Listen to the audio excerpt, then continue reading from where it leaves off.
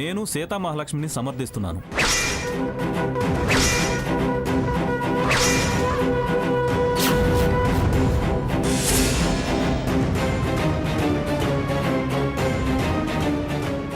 మీరు సీతని సమర్థిస్తున్నారా? మీ మాట విని మా కంచాలు బోర్లా వేసుకోమంటారా?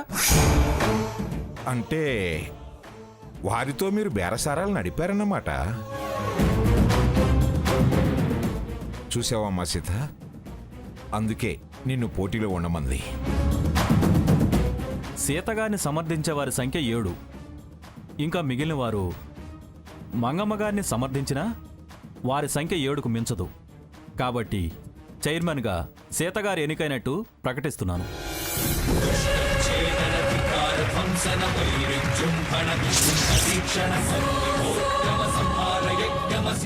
నేను కట్టుకున్న వాణ్ణి, నేను కంటికి రెప్పలా పెంచిన వాణ్ణి నీ వైపుకు తిప్పుకున్నావు.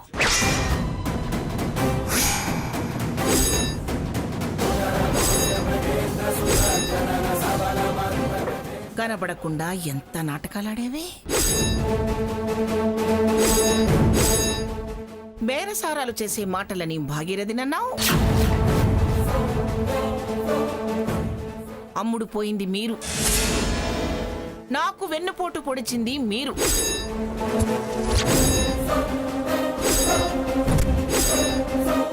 పదవే స్వర్ణ, ఇంకెందుకు ఇక్కడ మనం? పద. పాపిష్టి పథకాలు వేసి పదవి దక్కించుకోవచ్చు.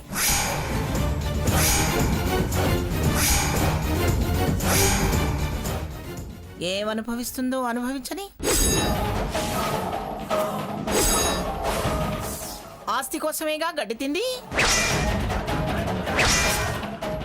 వీళ్ళకెలా గడ్డి పెట్టాలో నాకు తెలుసు.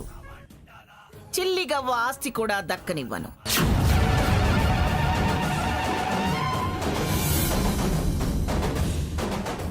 స్వర్ణ డార్లింగ్, పద. అమ్మమ్మ గారు ఆగు.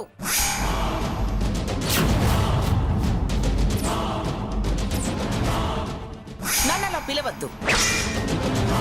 పిలిచే అర్హత నీకు లేదు.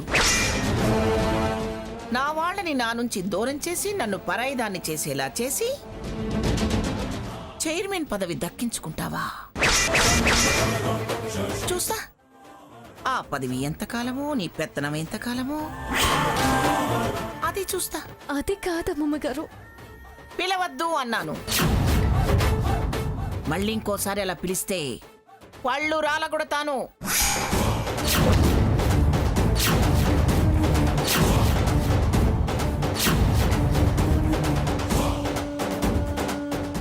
ఎందుకు ఎందుకలా కళ్ళబులి పిలుపులు పిలుస్తావు? వాళ్ళ పన్ని కుర్చీ లాగేసుకోవచ్చు గాని ఒగలు పోయి నన్ను మార్చలేవు. ఎంత వగలాడి కాకపోతే నీ వాళ్లను తనకు ఓటేసేలా చేసుకుంటుంది. నోర్మై, ఇంకా ఎక్కువ తక్కువ వాగితే ఊరుకోను. నువ్వెవరనేది కూడా చూడను. దాన్నేదో మాయ చేసి మీ వైపుకు తిప్పుకున్నారు. దానితో కాని పనులు చేయిస్తున్నది మీరు. దాని మీద ఇప్పటికీ మాకు గౌరవం ఉంది. మీ పథకం పారలేదని సీతను ఆడిపోస్తుంటే చూస్తూ ఊరుకోం.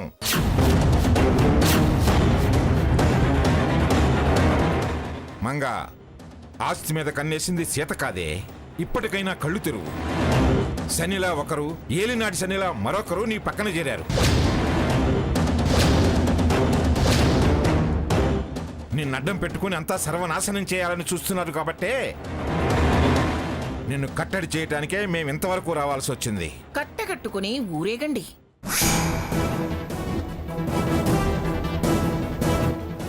మీరు ఎందరు ఏకమైనా ఈ మంగమ్మని ఏమీ చేయలేరు.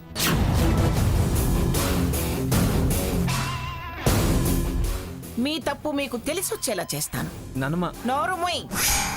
పెళ్ళాం దగ్గర పెద్ద పాలేరులా ఉండేవాడివి నువ్వు కూడా మాట్లాడేవాడివి అయ్యావా?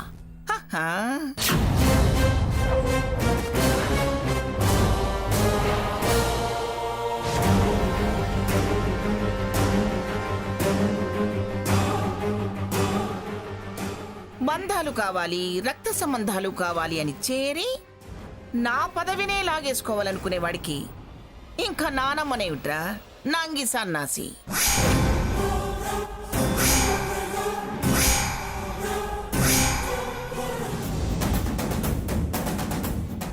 అది మీ అందరి చెవులకి తాటెకులు కట్టి ఆడిస్తుంది. మీరేమో గంగిరెద్దుల్లా ఆడుతున్నారు.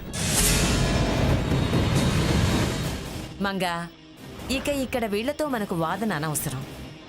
ఎక్కడ ఎలా ప్రొసీడ్ అవ్వాలో అలాగే ప్రొసీడ్ అవుదాం. ఆ పద. ఏంటి ఇంకా ప్రొసీడ్ అయ్యేది? ఇది డైరెక్టర్స్ మీటింగ్లో పద్ధతి ప్రకారం జరిగిన వ్యవహారం. నీ బేరసారాలు రాయబారాలు సాగలేదని మళ్ళీ ఏదో ఒకటి నూరిపోయాలని చూస్తున్నావా? నువ్వు ఏ రూట్లో రావాలని చూసినా ఆ రూట్లో వచ్చి నీకెలా బుద్ధి చెప్పాలో మాకు బాగా తెలుసు. తాతయ్య గారు, అమ్మమ్మ గారిని ఇలా అగౌరవపరచడం నాకు కొంచెం కూడా నచ్చటం లేదు. దయచేసి. అమ్మా సీత, మంచి కోరుకుని చేసే ప్రయత్నంలో ఇబ్బందులు తప్పవు. చూడు సీత, మనలో దుర్మార్గం లేనప్పుడు బాధపడాల్సిన అవసరం లేదు. మనం ఎవరికీ అన్యాయం చేయలేదు, అధర్మంగా వ్యవహరించడం లేదు. మీ ధర్మం న్యాయం కనిపిస్తూనే ఉన్నాయి. మహాతల్లి పెళ్ళవగానే పసుపు బట్టలతో గుమ్మం తొక్కినప్పుడే ఏదో పథకంతోనే వచ్చిందని అర్థమైంది.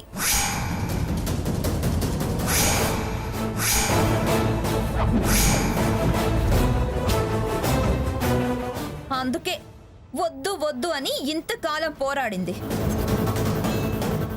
కానీ నక్క వినయాలు ప్రదర్శిస్తూ వంచన చేరింది. ఈ రోజు అమ్మమ్మ గారి పరువు బజార్ను పడేసింది. స్వర్ణ, వదినా, దాంతో నీకెందుకు? బురద మీద రాయేస్తే చింది మన మొహాన్ని పడుతుందంటారు.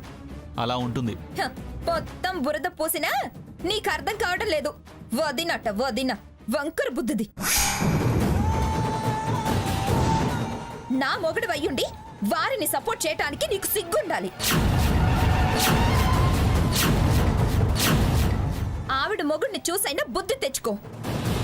కొంగు వదలకుండా, కోరింది కాదనకుండా ఇవాళ చైర్మన్ చేశాడు. నువ్వు ఉన్నావెందుకు? పరాయి వాళ్ల మోచేతి నీళ్లకు చేతులు చాచి పరువు తీసావు. రేయ్!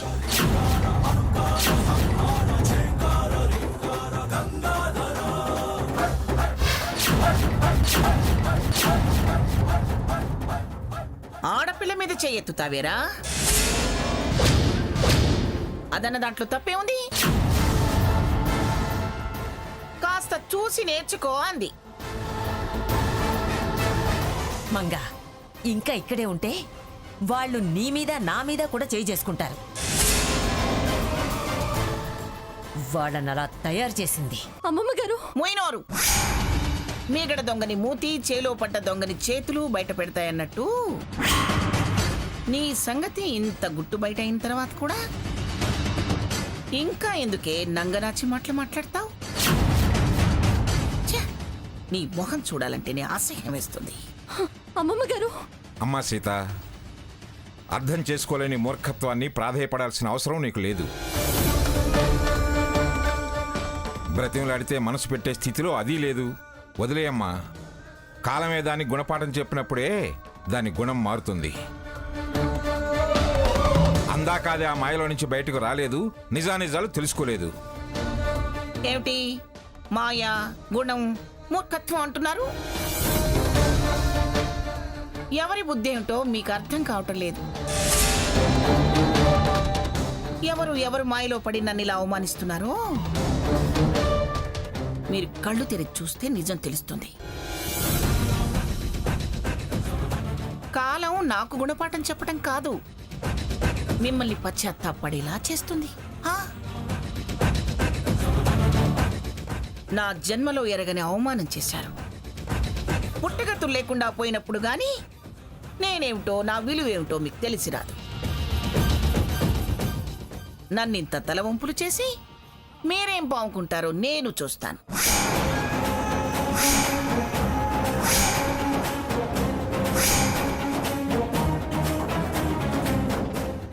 మీరు నక్క వేషాలు వేసి నన్ను పదవి దించడం గొప్ప విషయం కాదు. ఎక్కడ అవమానం జరిగిందో అక్కడే శపథం చేసి మరీ చెప్తున్నాను. ఇదిగో, చైర్మన్ కుర్చీ అంటే షాపులో దొరికే కుర్చీ కాదు, ఇంటికి తెచ్చుకొని కూర్చోవడానికి. అసలు ఈ కుర్చీలో ఎంతకాలం కూర్చుంటావో నేను చూస్తాను.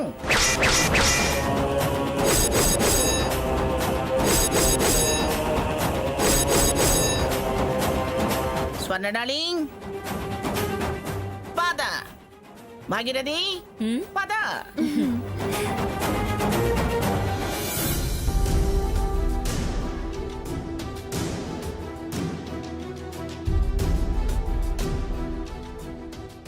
సీత ఉండగా ఆ భాగీరథి స్వర్ణ ఆటలు సాగు.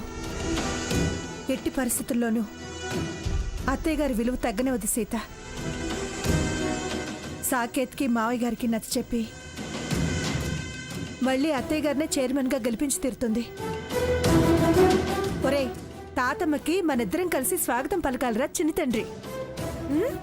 పెద్దమ్మగారంటే మీకు ఎంత గౌరవం అండి? పెద్దమ్మగారంటే పెద్దమ్మగారే, ఆవిడ తర్వాత ఎవరైనా. ఈ మధ్య ఏ గాలో దూలో సోకి అలా చేస్తున్నారే కానీ ఆ దర్జా ఆ టీవీ ఎవరికీ రావు. పిఠాపురం మహారాణి వారంటే భయం, భక్తి, గౌరవం ఎప్పటికీ తగ్గవు. అత్తయ్య గారు ఆగండి. ఏమిటిదంతా? దిష్టి తీసి హారతిద్దామని. ఏంటి వెక్కిరింపుగా ఉందా? ఇందులో వెక్కిరింపే ఉంది? దిష్టి తీయడం రోజు చేసే పనిగా. పైడి నువ్వు తీవే. తీయని మంగా, దిష్టి తగిలే ఉంటుంది. మీరు గెలుస్తారని, గెలిచి తీరుతారని నాకు తెలుసు అత్తయ్య గారు. ఆహా, మీరు నాటకాలు ఆడటం బాగా నేర్చారు అత్తయ్య గారు. స్వర్ణ, లేకపోతే ఏమిటే, ఏమి ఎరగనట్టు ఎదురొచ్చి హారతులు ఇస్తున్నారు. హారతులు. నీ వాడు చేసిన ఘనకార్యం నీకు చెప్పలేదా? నేనేం ఘనకార్యం సాధించానని హారతులు పడుతున్నావు వెక్కిరింత కాకపోతే? ఈ మంగమ్మ పరువు తీశారు. అంతా కలిసి నా పదవిని ఆ సీతామహాలక్ష్మికి కట్టబెట్టారు. పైడి నువ్వు తీవే.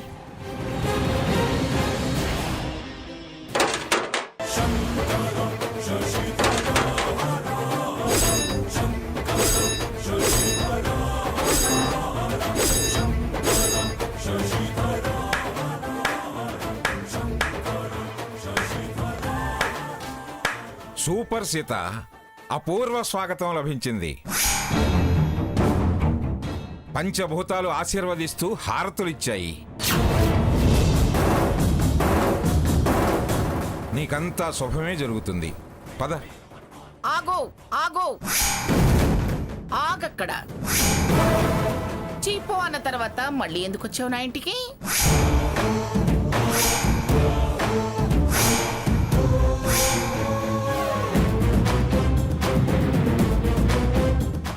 అడుగు ముందుకు పడిందో నీ అంతు చూస్తాను.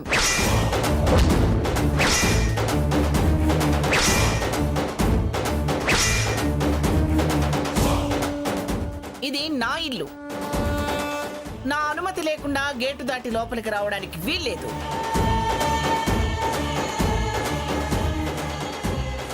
పేరు మాత్రమే నీది, కానీ ఇది నా ఇల్లు అని గతంలోనే నీకు 1,00,000 సార్లు చెప్పాను. రావద్దనే అధికారం నీకు లేదు. అది గడప దాటి లోపలికొస్తే నేను గడప దాటాల్సి వస్తుంది. ఎవరు దాటెళ్ళినా ఎవరు ఉన్నా నాకు సంబంధం లేదు, కానీ నా వాళ్ళని అడుగు పెట్టొద్దనే అధికారం, హక్కు మాత్రం ఎవ్వరికీ లేవు.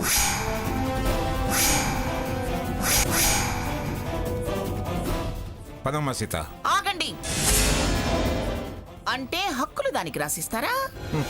అవన్నీ నా తదనంతరపు మాటలు. ఇప్పుడు సర్వాధికారాలు నావే.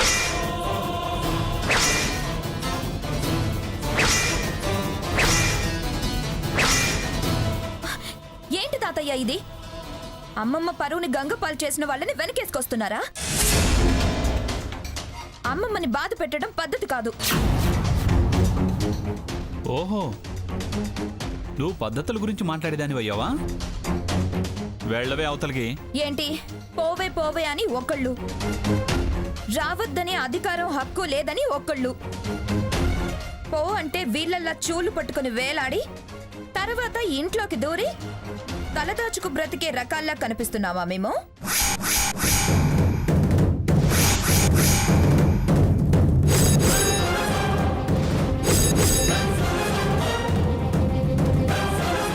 వద్దంటే బతిమిలాడి ఉండాల్సిన కర్మ మాకేం పట్టలేదు. ధైర్యంగా వెళ్తాం, దర్జాగా బతుకుతాం.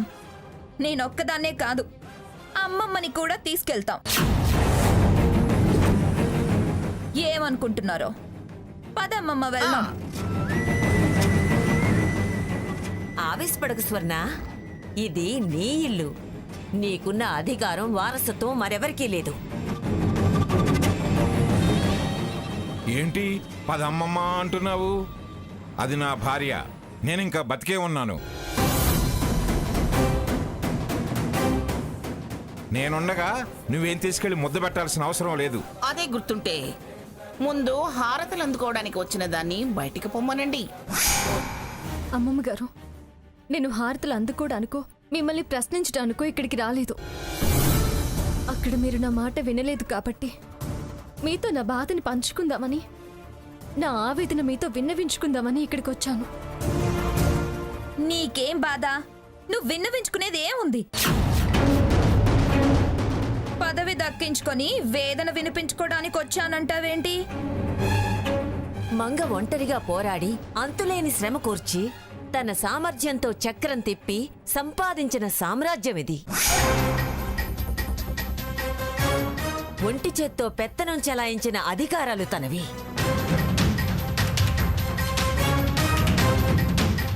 తన సింహాసనంపై టక్కరి వేషాలతో ఎక్కి కూర్చున్నది కాక బాధ వేదన అని కబుర్లు చెప్తున్నావా?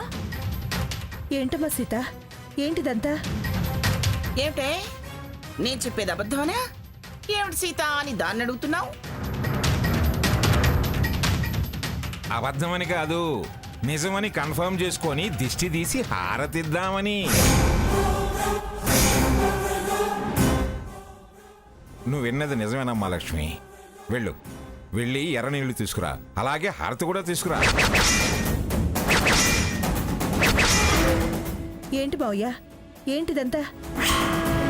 ఏంటేంటమ్మా, నిన్న తాతయ్య చెప్పింది. గ్రాని క్షేమం కోరే చేయాల్సి వచ్చింది. క్షేమం కోరే వాళ్లే అయితే ఇలా అమ్మమ్మని క్షోభ పెడతారా? ఏయ్, ఇంతకాలం క్షోభ పెట్టింది నువ్వే.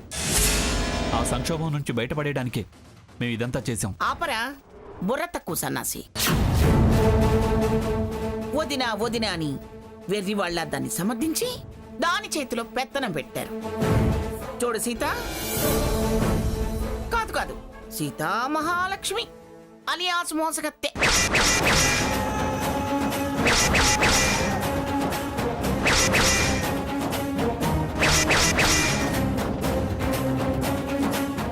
నువ్వు నా మాట కాదని గడప దాటి లోపలికొస్తే నేను నా పౌడి చెంగుతో ఉరేసుకుంటాను. అమ్మమ్మ గారు, నీ మాట నాకు వినపడటానికి వీల్లేదు.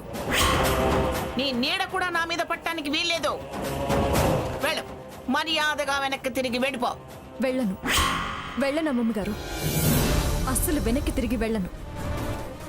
నిజాలేంటో మీకు తెలియాలి. అవి మీకు అర్థమయ్యేదాకా నేను చెప్పేది మీరు వినేంత వరకు నేను వెనక్కి తిరిగి వెళ్లే ప్రసక్తే లేదు. పదవి దక్కించుకుందిగా, ఇక నెక్స్ట్ ప్రోగ్రామ్ డిసైడ్ చేసుకునే వచ్చింది. నువ్వు వస్తే ఊరేసుకుంటానని నువ్వన్నా, చచ్చేదాకా పోను ముందుకే వస్తానంటుంది. కొట్టనంటే మాడు. ఏయ్, వయసు చూసి చేయి చేసుకోలేకపోతున్నా. సీత, నోర్మోయ్. మందరి వేషాలు ఇప్పటికైనా మానుకో.